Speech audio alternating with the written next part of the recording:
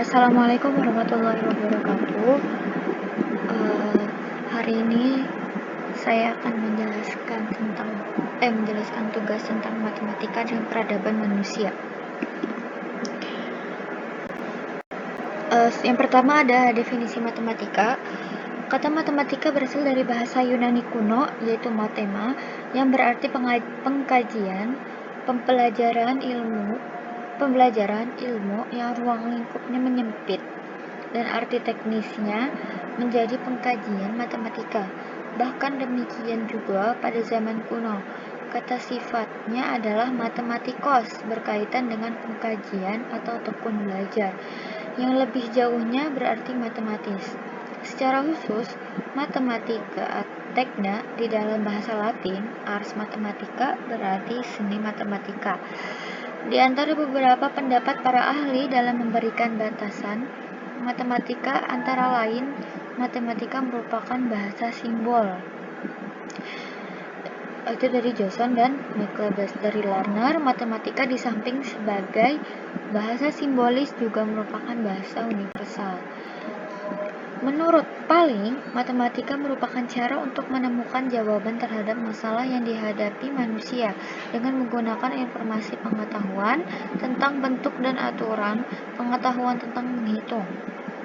Menurut Klein, matematika merupakan bahasa simbolis dan ciri utamanya adalah penggunaan cara bernalar deduktif, tetapi juga tidak melupakan cara bernalar induktif.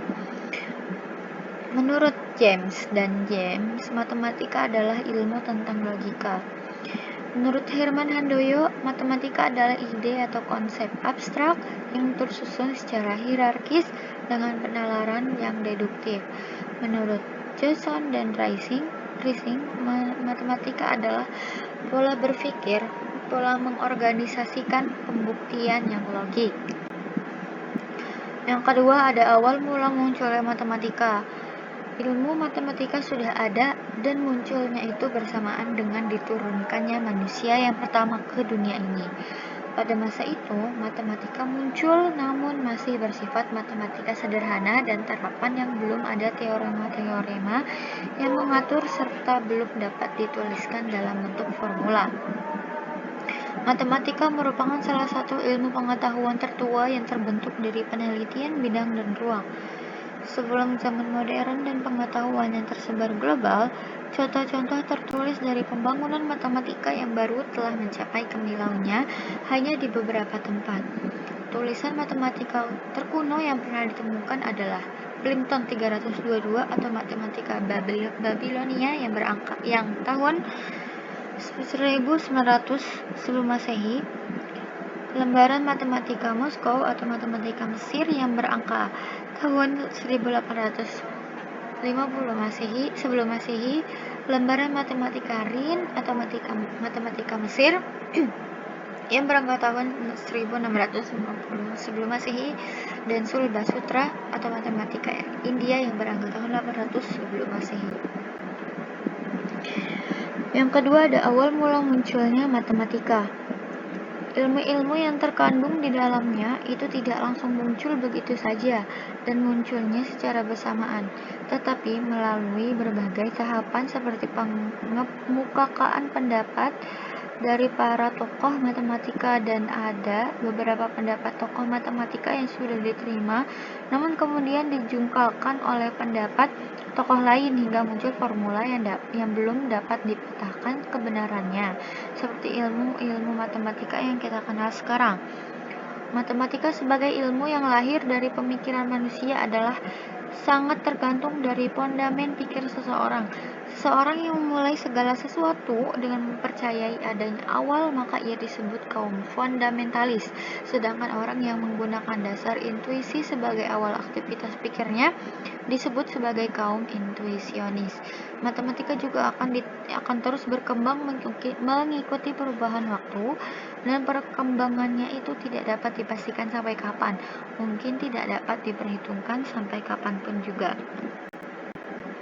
Yang ketiga ada matematika dalam peradaban kuno. Bagian pertama ada Mesir kuno, matematika dalam arsitektur dan pertanian. Matematika pertama kali berkembang sebagai alat praktis dalam kehidupan sehari-hari. Salah satu bukti paling awal adalah peradaban Mesir yang menggunakan matematika dalam pembangunan piramida, penghitungan luas lahan, dan sistem irigasi untuk pertanian.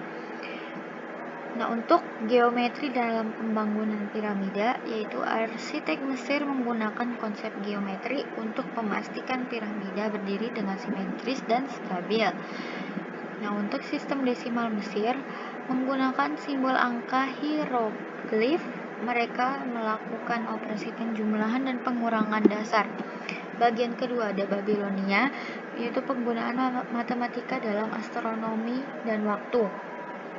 Babilonia mengembangkan sistem bilangan berbasis 60 yang masih kita gunakan dalam pengukuran waktu dan sudut hingga saat ini. Penggunaan sistem bilangan berbasis 60 yaitu 60 detik dalam 1 menit, 60 menit dalam 1 jam, dan 360 derajat dalam 1 lingkaran yang berasal dari peradaban Babilonia.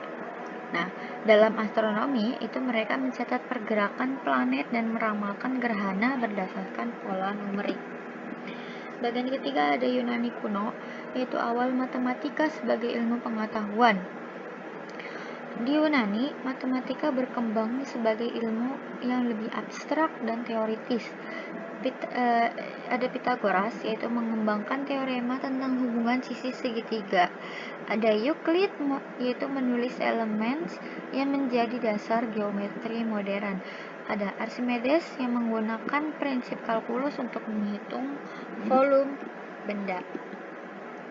Yang keempat ada abad pertengahan. Pada abad pertengahan, matematika berkembang pesat di dunia Islam, khususnya matematikawan seperti Al-Khwarizmi mengembangkan aljabar dan memperkenalkan konsep angka nol dan sistem desimal. Di Eropa, matematika dipelajari di universitas-universitas dan terutama fokus pada geometri dan teori bilangan. Yang kelima ada Renaissance dan abad pencerahan. Pada masa Renaissance dan abad pencerahan, matematika mengalami kemajuan signifikan. Tokoh seperti Leonardo da Vinci, Galileo Galilei, dan Johannes Kepler menggunakan matematika untuk memperluas pengetahuan tentang fisika, astronomi, dan ilmu pengetahuan lainnya. Isaac Newton dan Gottfried Leibniz menemukan kalkulus yang menjadi landasan bagi fisika modern. Yang keenam ada abad ke-19 dan ke-20. Pada abad ke-19 dan ke-20, matematika menjadi semakin abstrak dengan pengembangan teori grup, geometri non-Euklidian, dan teori bilangan. Matematika juga berperan penting dalam teknologi dan ilmu pengetahuan modern, seperti dalam teori relativitas Einstein dan teori kuantum. Yang ketujuh ada era modern. Di era modern ini, matematika terus berkembang dengan cepat. Komputer dan teknologi informasi telah mengubah cara matematikawan bekerja, memungkinkan mereka untuk mengeksplorasi dan memvalidasi teori-teori yang kompleks dengan lebih efisien. Matematika tidak hanya menjadi landasan untuk ilmu pengetahuan, tetapi juga mendasari teknologi canggih seperti kecerdasan buatan dan kriptografi. Nah, sekian penjelasan dari saya. Assalamualaikum warahmatullahi wabarakatuh.